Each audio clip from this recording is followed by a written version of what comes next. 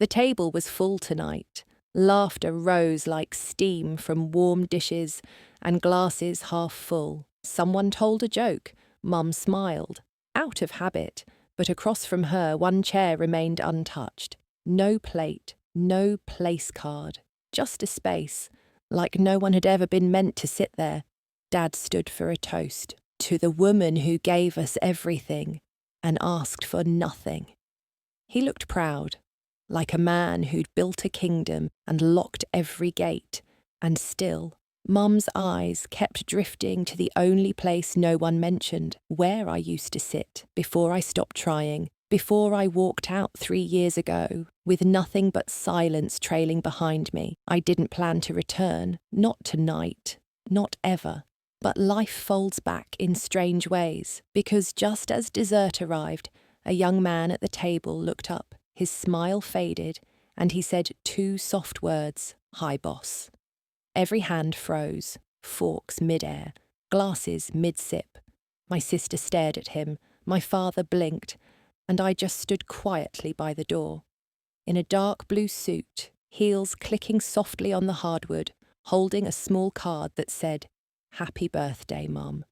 No one clapped, no one welcomed, but the storm had already arrived, wrapped in silence and the weight of everything unspoken. I was never the daughter who fit in the photo frame, the one with the perfect smile, matching dresses and pink barrettes in her hair. That was my sister, Emily. She loved being seen, and they loved seeing her. I, on the other hand, loved the quiet corners, books with bent pages, and asking questions that made people uncomfortable. Dad used to say, "Why do you always have to be difficult?" As if curiosity was a flaw. At first I tried to mould myself. I laughed at the right times, wore what Mom picked, bit my tongue when Emily got the praise. But even then, there was always a space between us. Not wide enough to name, but deep enough to feel. Mom would try, soft touches on the shoulder, a glance across the room. But she never crossed Dad. He ruled the house like a courthouse. Everything needed reason, structure, obedience. Love was measured in chores done, grades achieved, rules followed. There was a night, I remember, maybe I was 9. Rain tapped the window like it was asking to be let in. I had drawn something at school, a picture of me and Mom sitting on a bench beneath a tree. When I showed it to Dad, he frowned. "Why's the father not in this?" I didn't answer. I didn't know how to explain that sometimes a drawing shows what you miss, not what you have. He tore the paper slowly, folding it once, twice, and dropped it in the bin. That night, I hid under the blanket, hugging a bear with one ear missing. Emily was fast asleep, and I stared at the ceiling, learning in silence what it meant to feel unseen. It wasn't the yelling. There wasn't much of that. It was the little things, like the way Dad would hand Emily the good towel after swim practice and toss me the faded one without looking up, or how Mum made 2 sandwiches, but only cut Emily's into neat triangles. Mine stayed whole, dry, always with the crust still on. Small things, so small you almost convince yourself they don't mean anything, until they pile up and start to sound like truth. One time in 5th grade, I won a local essay contest. My teacher printed it in the school paper. I brought it home, proud, folded into my backpack like something fragile. Dad skimmed it in silence, then said, "Next time, write something useful, like a business idea." He handed the page back, creased, stained from his coffee cup. At school, I learned to make myself invisible, quiet in the back, eyes down, answers rehearsed in my head but never spoken aloud. The more I pulled in, the more people forgot I was there. Even Emily. She'd wave at her friends, laugh in the hallway, and walk past me like I was part of the locker wall. One afternoon, I overheard her say, "She's just weird. She reads for fun." They all laughed, including the boy I used to share pencils with. It wasn't loud. It wasn't cruel. but it carved something in me, something that said, "You don't belong, not even here." At home, I stopped showing them anything. Drawings stayed hidden in notebooks. Grades slipped into drawers. I became a room with the lights turned off, still standing, but no one came knocking. Senior year, I got accepted into a design program in Chicago. Full ride, letters printed on ivory paper with a gold seal that shimmered under sunlight. I laid it on the kitchen table, scented, clean, like a peace offering. Dad picked it up, read the first paragraph, and shook his head. "Design isn't a career, it's a hobby for rich kids." He folded the letter once, then again, and placed it back, without a signature. I waited for Mum to speak, to argue, to whisper something, anything. But she just wiped her hands on a towel and turned back to the stove. That night, I packed without sound. Just clothes, sketchbooks, a small tin of pencils I'd collected since middle school, and the bear, the one with one ear missing. Still smelled faintly of peppermint from an old winter scarf. I wrote a note. Not to Dad, not even to Emily, just to Mum. "I'm leaving early. Don't worry, I'll be okay." At dawn, I paused at the front door. The hallway was still dark, quiet. Like the house had already forgotten me. I looked back once, at the family photo above the mantel. All of us smiling, all of it a lie, and then I stepped out. No slamming, no tears, just the soft sound of the lock turning, as I closed the door on a version of me I didn't want to carry anymore. Chicago wasn't warm, not in February, and not to girls who arrived with 2 suitcases and no one waiting at the terminal. I rented a room above a bakery. The walls were thin. Every morning at 4 a.m, the scent of cinnamon rolls slipped through the cracks. It was the softest kind of alarm clock, and the loneliest. Classes were brutal, not because I wasn't smart, but because I hadn't spoken up in years. My voice came out uneven, like a violin unpracticed. It cracked when I introduced myself. People stared, then forgot. But I kept showing up. Every lecture, every studio hour, even when my shoes were soaked from slush and my fingers ached from holding pencils too long and too tightly. To afford rent, I took 3 jobs. Mornings at the bakery, frosting cupcakes before sunrise. Afternoons delivering flyers on the train. Nights designing logos for $5 on websites where no one knew your name. My hands were always ink-stained, my shoulders stiff. But for the first time, my exhaustion felt clean, like I was tired from climbing, not from hiding. Weekends, I'd sit by the laundromat window, sketching strangers, old men sipping soup, kids tugging their mothers' coats, a barista who danced while wiping tables. They didn't know it, but they became characters in a world I was quietly building.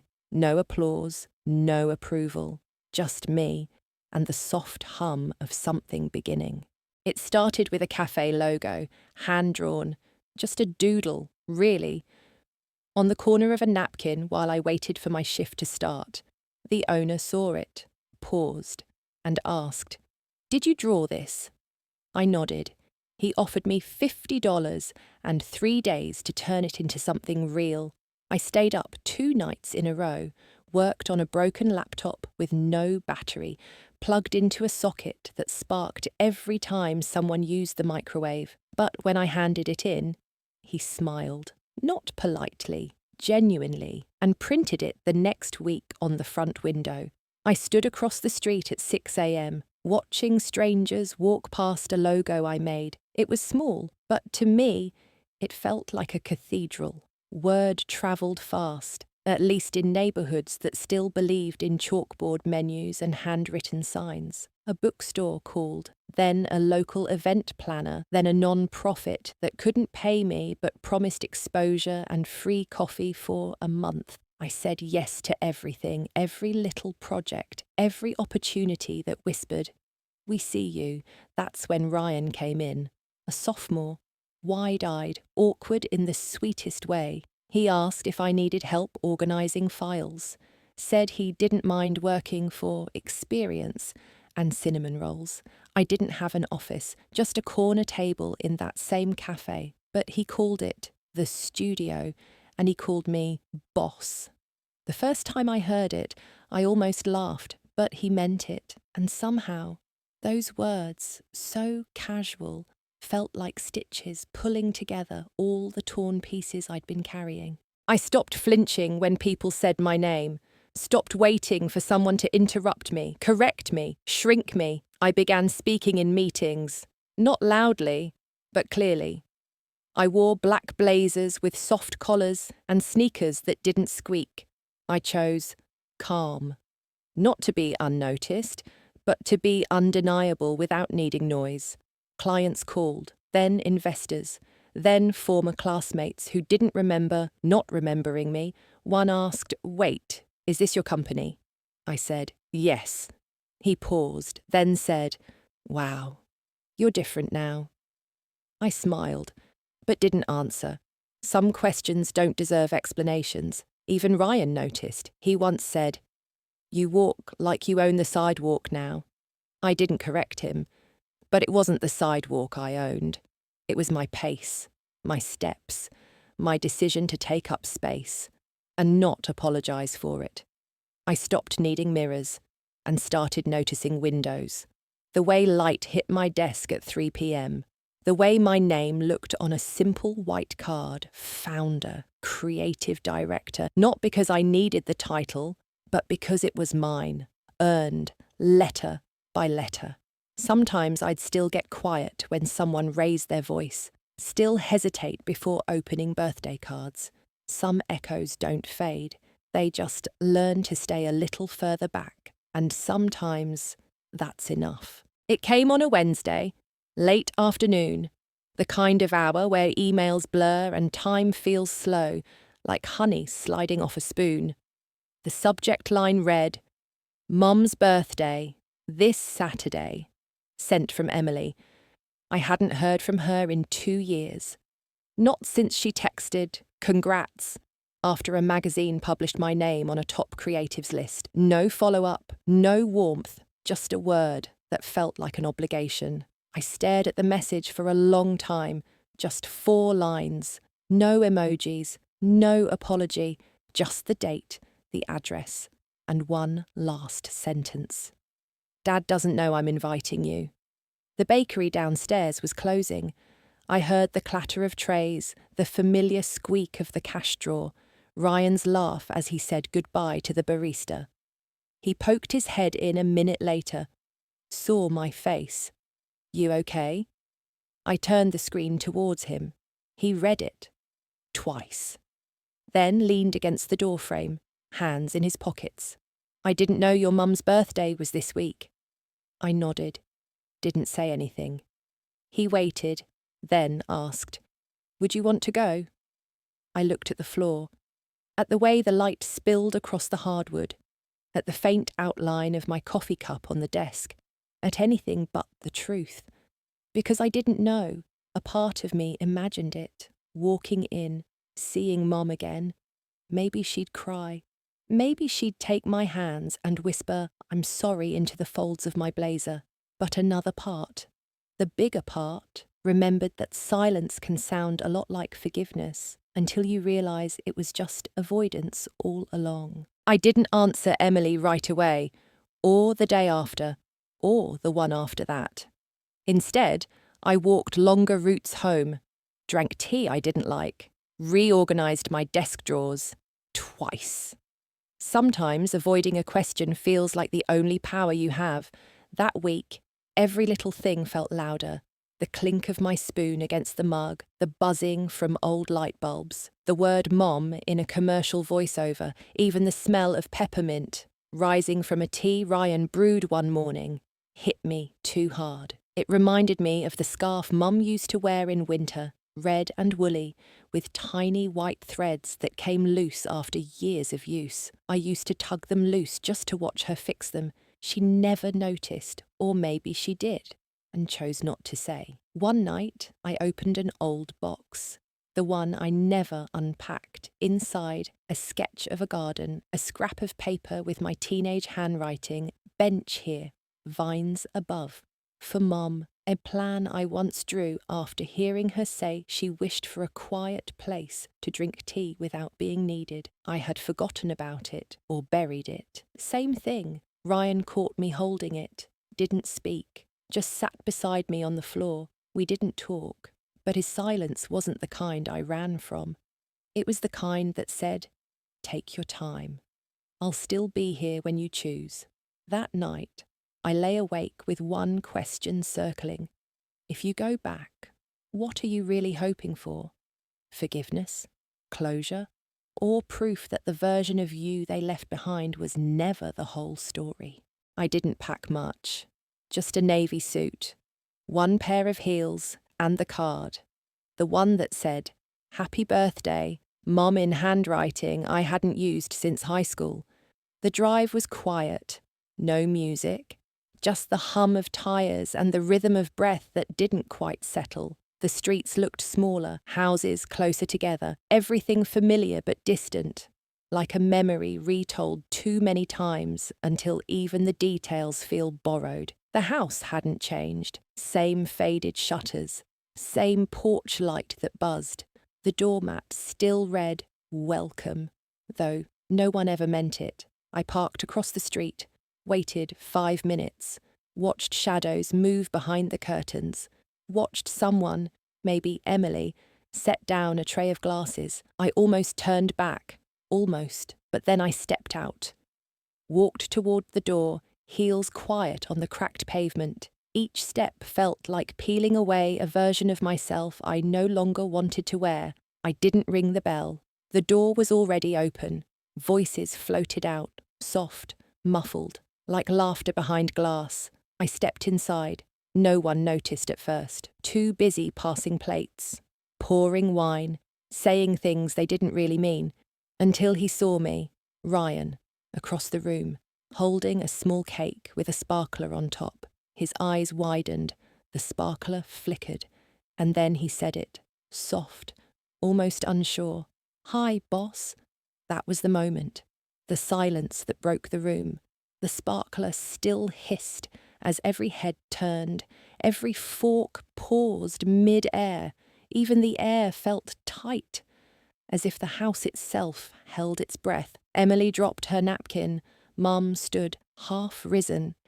And Dad clenched his jaw so hard you could see it pulse. I stood in the doorway, uninvited, unapologetic, a card in my hand. No grand entrance, no speech, just me, back. And this time, not looking for permission. No one moved, not at first. The sparkler on Ryan's cake fizzled out, a soft hiss cutting through the silence. Then Mum spoke, barely. "Hi, sweetheart." Her voice cracked on the second syllable. Or maybe it was just the air tightening around us. Emily rose halfway from her seat, as if unsure whether to welcome me or block the door. And Dad, he didn't move at all, just sat there, arms folded, eyes locked on mine. Not anger, not shock, just that familiar expression. Like I was an equation he still didn't solve and no longer cared to. Someone offered me a seat. I declined. Instead, I stepped inside, placed the card on the table beside the untouched wineglass. "I didn't come to stay long," I said, my voice even, quieter than I expected. Ryan was the only one who smiled. It faded quickly. "I invited her," Emily said, to no one in particular. Or maybe to Dad. He didn't answer, just reached for the carving knife, sliced into the roast like nothing had changed. The sound of metal against ceramic felt louder than it should have. "I just wanted Mom to see her," Emily added, almost apologetically. Dad set the knife down, looked up, and now she has, he said. Flat, final. My heart didn't race. It didn't need to, because this wasn't rage. This was muscle memory, 1,000 quiet rejections wrapped into one neatly spoken sentence. Mum tried again. "Would you like to sit for a bit? I saved you a seat." She gestured to the far corner of the table, the one where the light didn't reach. I looked at it, then at her, and said, "I'm fine standing." I wasn't angry, not exactly, just tired of asking for room in a place built to shrink me. So I stayed standing, shoulders straight, watching them eat as if I were a guest in the home that once called me daughter. The roast was passed around, plates filled, wine poured, but no one made eye contact. They spoke in fragments, safe topics, weather, a neighbour's new fence, how expensive avocados had become. Emily tried the hardest, her voice too high, her laughter slightly delayed. She kept glancing at Mom, then at me, like a hostess trying to balance a table with uneven legs. Ryan sat still, fork in hand, eyes flicking between everyone as if trying to understand the script, but missing the rehearsal. I didn't eat, didn't drink, just listened. To the sound of clinking forks, to the sharp scrape of Dad's knife, to Mum's napkin, folded, unfolded, folded again, to the hush that arrived every time I moved my hand or shifted in my chair. At one point, someone mentioned birthdays, a niece or a co-worker's daughter. Mum smiled. "I remember when the girls were little," she said. "We'd make vanilla cake with jelly in the middle. She always wanted jelly." She paused, realised what she'd said, and looked down. No one asked who she was. No one needed to. Emily stood suddenly. "Let's do cake!" Too bright, too forced. She lit the candles, sang louder than usual, clapped first, and when Mom made her wish, her eyes were closed too long. As plates were cleared, Ryan finally spoke. "I just wanted to say something," he began. Everyone turned to him, grateful, maybe, for a change in rhythm. "I never thought I'd work in design," he continued, "but someone believed in me before I believed in myself." He looked at me, not long, but long enough. "My boss," he paused, corrected himself.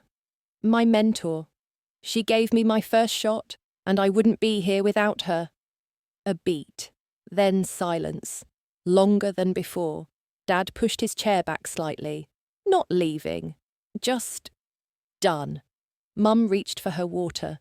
Her hand trembled just enough for the glass to knock against the plate. And I sat there, still, in a room I once knew, surrounded by people who now had no idea who I'd become. It should have ended there, with cake, with polite claps, with the kind of closing that lets everyone pretend it went well enough. But life isn't kind like that. Not when wounds wear perfume and smile across the table. Dad stood to make a toast. It was tradition. His voice always carried weight, not because it was warm, but because it rarely wavered. "To my wife," he said, glass raised, "for her strength, for raising a family that stays together, despite everything." He didn't look at me. He didn't have to. The words landed like pins in soft fabric, deliberate, sharp, smiling. Ryan shifted uncomfortably. Emily's mouth tightened. Mum's eyes dropped again to the card I'd placed beside her plate. Still unopened, I breathed in, felt the sting in my chest, the heat behind my ribs, and then I said it. Software but clear. "Funny, you only raise the ones who stay." The room stilled, utterly, beautifully. Dad blinked, slow, heavy, but didn't respond. Emily whispered, "Please don't." But her voice broke halfway through. "Mom," she looked at me, really looked, like someone finally switching on a light in a room they thought was storage, and her hand reached toward the card, trembling, but willing. I didn't wait for her to open it. I didn't need her to, because the words I wrote inside weren't for them. They were for me. The daughter who once drew a garden and never got to plant it. The girl who left quietly and returned not for approval, but to remember who she was before they rewrote her name.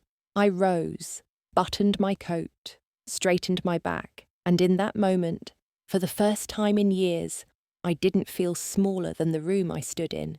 No one stopped me, no hands reached out, no voices called after me. The front door opened just as easily as it had 3 years ago when I walked out the first time. Only this time, my hands weren't shaking. Outside, the air felt cooler than before. Not cold, just crisp enough to remind you you're still alive. I didn't rush, didn't fumble for my keys. Just walked, heels steady on pavement I used to race barefoot across as a child. Across the street, my car waited. A single leaf had landed on the windshield, yellow, veined, quiet. I brushed it away gently, like a goodbye to something small that never meant harm, but still couldn't stay with me. Inside the car, I didn't cry, didn't sigh, didn't replay every word or dissect every silence. Some endings don't need closure, they just need distance. I glanced once at the house, lights still on, curtains drawn. Behind them, a family still pretending, still arranging chairs around absences they never admitted existed. In the passenger seat lay the scarf, red and woolly, Mum's. Ryan had slipped it into my hands as I passed the kitchen. Said nothing, just nodded. I don't know why he took it. Maybe he thought I'd want it. Maybe he just couldn't leave it behind. Either way, I held it now. Software frayed at the edges, worn in all the places that once made her human to me. I didn't drive away immediately, just sat there, listening to the hum of the engine, the faint tick of the turn signal I forgot to turn off. Sometimes moving forward starts with sitting still. Just as I reached for the gear shift, a shadow moved in the window, curtains parted slightly, and there she was, Mom, standing alone, one hand pressed gently against the glass. She didn't wave, didn't mouth my name, didn't cry. She just looked, soft, worn, as if time had finally settled across her shoulders, like a winter shawl she could no longer shrug off. For a moment, I was a child again, sitting on the back steps as she brushed my tangled hair, humming something wordless. I never asked what the tune was. I wish I had. Now it plays only in fragments when the wind is just right and the sky is grey enough to remember things I tried so hard to forget. She turned away after a few seconds. Curtains closed, light dimmed. It wasn't dramatic, it wasn't cruel, just quiet. Like everything else between us, I finally pulled away from the curb, turned left, then right, each street a little less familiar, each breath a little easier. At the first red light, I noticed something tucked in the side pocket of my bag, a folded piece of paper, old, edges curled, lines faint. It was the sketch, the garden I once drew for her, bench here, vines above, a space for tea and peace and silence. I had thought it was lost, but there it was, still with me, all along. I traced the pencil lines with my fingertip, not crying, just remembering. There are things we give to people long before they're ready to receive them, and sometimes they never are. The light turned green. I folded the paper gently and drove on. Back home, the apartment felt smaller, but softer. Light spilled across the hardwood floor. The scent of cinnamon still lingered from the bakery below, and the hum of the fridge was the only sound for miles. I stood by the window, unbuttoned my coat, let it slip from my shoulders, and for the first time that day, I breathed in without the weight of expectation pressing on my lungs.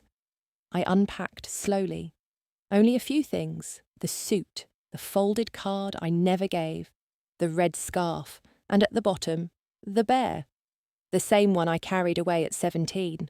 One ear missing, eyes slightly crooked, fur flattened from years of being hugged, dropped, forgotten, and found again. I hadn't meant to bring it. It had fallen in by accident. But now, in the hush of this space, it felt right. I placed it on the shelf next to a framed photo of the studio team. Ryan was in the back, grinning with his eyes more than his mouth. The younger interns had doodled hearts in the margins, and there, beneath it all, a sticky note in my own handwriting. Keep going. She'd be proud. I looked at the bear, then at the photo, then out the window. Some part of me still wondered if Mum kept anything of mine, a drawing, a ribbon, that one crumpled essay she never read. But maybe this was enough, to keep what I had given myself. The bear wasn't just from childhood, it was what survived it, what walked out of that house when I did. Quiet, slightly frayed, but whole in its own way, and now it sat not in a box, not under a bed, but in plain view, not as a wound, not even as proof, just as part of me. That night, after the lights dimmed and the city softened into shadows, I reached for the sketch again, the garden, the bench, the vines. It was childish in style, uneven lines, too many hearts in the margins. But there, in tiny pencil letters, barely legible in the corner, I'd written something I didn't remember writing. For when you want to breathe, and no one's asking for anything. The words stopped me, like a whisper from the girl I used to be, quiet, hopeful, still believing she could give peace to someone who never made room for her own. I remembered the day I drew it. It had rained all morning, the kind of steady silver rain that made everything feel slow and close. Mum was in the kitchen. I sat cross-legged on the floor, sketching with a dull pencil and a slice of toast gone cold. She hummed again. That same wordless tune, low, almost broken. I asked her what it was. She said, something my mother used to hum when she didn't want to cry out loud. Then she smiled, software sad, and went back to stirring the soup. I don't remember what we talked about after that. Maybe nothing. Maybe that was all. But I remember the way the steam from the pot curled toward the ceiling, the sound of her spoon against ceramic, and the smell of ginger lingering in the folds of her sleeves. In that moment, she wasn't a figure I had to impress, or someone I needed answers from. She was just a tired woman trying to hold herself together for everyone but herself. And I, a girl who thought maybe if she drew something beautiful enough, someone would hang it up instead of tearing it down. I never gave her the garden, never built the bench.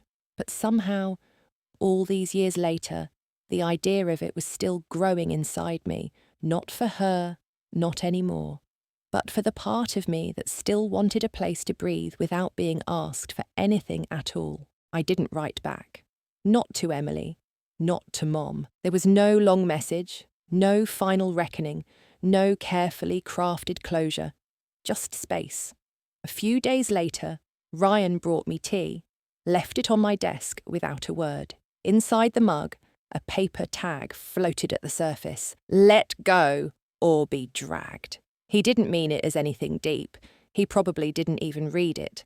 But I stared at those 6 words longer than I should have. I didn't need to confront them.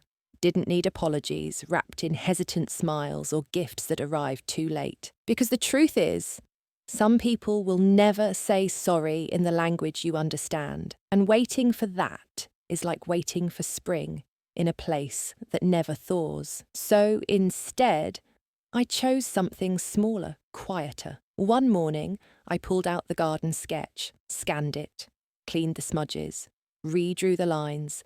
Then I uploaded it to the company server, filed under a new folder, for us. Not for them, not for memory. Just for the quiet ones who never got to plant their bench. That, I realised, was my version of forgiveness. Not the kind that forgets, but the kind that releases. Not a pardon, not an invitation. Just a soft exhale and the decision to stop carrying what was never mine to hold. Some days, grief still shows up, in the shape of a song, or a smell, or a scarf you didn't mean to wear. But now, I nod at it, let it sit beside me for a while. And then I get up, and go on. 1 week later, a package arrived at the studio. No return address, no note, just my name, written in careful cursive I hadn't seen in years. Inside, a book, old, frayed at the spine, pages yellowed, with a pressed leaf inside, still holding its shape after all that time. I recognized it instantly. It was mine, one I'd left behind in high school, a collection of poetry I used to underline when the world felt too sharp. I opened to the first dog-eared page, and there, in pencil, so faint it almost vanished, was a line I'd once circled twice. Some things do not return, but they leave behind their echo. I didn't cry, just closed the book slowly. Let my fingers rest on the cover. Some part of her remembered or couldn't throw it away. Either way, she sent it. And somehow, that was enough. That night, as I left the studio, the hallway lights flickered. The kind of hum that reminds you you're alone, but not lonely. I stepped outside. The air was crisp. A soft breeze carried the smell of baked bread and something faintly floral, like jasmine out of season. I turned to lock the door behind me, paused. Across the street, a car idled quietly, not close, not obvious, but just there. And behind the windshield, a silhouette, still, upright, hands on the wheel. I couldn't see a face, just the curve of a jawline, a scarf around the neck, red, woolly. I didn't wave, didn't move, just stood there, keys in hand, letting the moment exist without needing to name it. After a minute, the car pulled away. No sound, no brake lights, only taillights fading into the soft hush of evening. I exhaled, long, slow, then turned back toward the street and walked on. And behind me, on the shelf by the window, the little bear with one ear missing watched quietly as I disappeared into the night. Some stories don't end with fireworks. They end with a door gently closing behind you, and the soft sound of your own footsteps walking away without flinching. I didn't get the apology, didn't find reconciliation wrapped in hugs or sudden revelations. But I found something else, something smaller, quieter, mine. I found that sometimes you don't go back to be welcomed. You go back to prove to yourself that you no longer need the welcome. You go back to stand tall in the space that once tried to fold you. And when you leave, you carry only what matters: a drawing, a scarf, a bear with one ear, and a name you now say without shrinking. Healing doesn't always look like reunion. Sometimes it looks like distance that no longer hurts, like silence that no longer echoes, like breathing fully, finally, without asking permission. Have you ever walked back into a room, not for revenge, but just to see if it still had power over you, and when it didn't, did you smile on the way out?